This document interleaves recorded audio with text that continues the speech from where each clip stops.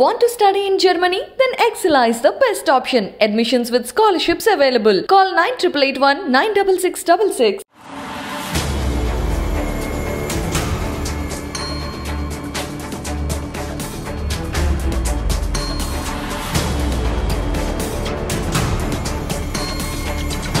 తెలంగాణలో వానలు తగ్గేలా కనిపించట్లేదు. ఏప్రిల్ 25 సాయంత్రం నుంచి రాష్ట్రం లోపల ప్రాంతాల్లో వడగండ్లతో కురిసిన భారీ వర్షాలు కురుస్తూనే ఉన్నాయి.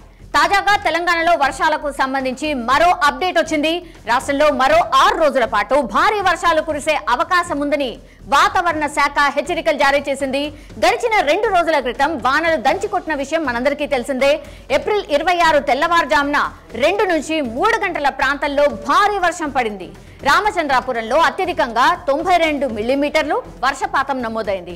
ఇక ఏప్రిల్ 26వ తేదీన పలు ప్రాంతాల్లో ఆకాశం మేఘావృతమై కనిపించింది.